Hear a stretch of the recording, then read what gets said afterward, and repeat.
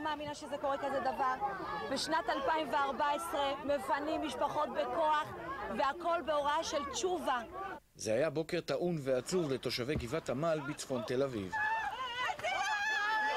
בחסות צווי הפינוי מבית המשפט מימש היום יצחק תשובה שרכש את הקרקע, עוד צעד בדרך להוצאת התושבים הוותיקים. אין לי מה להסכים כי אין לי מה לעשות עם הכסף הזה, אני לא יכולה לעשות מזה שום דבר. ב-650,000 אני לא יכולה לעשות שום דבר. אין אופציה. אם הייתה אופציה לקנות מערה, הייתי קונה מערה, אבל אין מערות פה במדינת ישראל. רבקה בת 65 נולדה כאן. הוריה הם בני הדור הראשון שהגיעו לשכונה בהוראת המדינה כדי להגן על תל אביב במלחמת העצמאות. מאז נותרו שם 150 משפחות בלי שהוצע להן, לטענתן, הסדר מגורים הוגן. עובדים פה פסיכולוגית על האנשים. מתי סוגרים איתם? כשכל הניידות בשכונה, ואבא ל4 ילדים אין לו ברירה, חתם. אין לי מושג על מה, אבל לא משנה.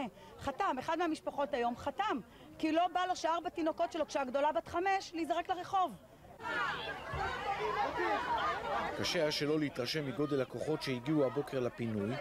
נוסף לכוח שהקצתה המשטרה, מימנו אנשיו של תשובה עוד שוטרים שסייעו בפריצה לבית של רבקה. אחי מת בגלל המקום הזה. היה לנו בית בשבזי, בני מפתח. הביאו את אמא שלי לפה, אלמנה עם 5 ילדים. מאיפה הוא בא שהוא רוצה להוציא אותי?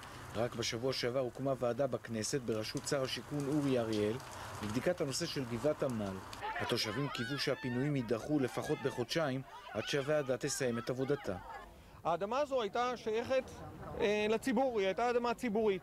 איך זה קרה שכשהעבירו אותה לכל מיני זכיינים פרטיים, אף אחד לא דאג למצוא פתרון ולתת פתרון הוגן לאנשים שחיים כאן על האדמה הזו?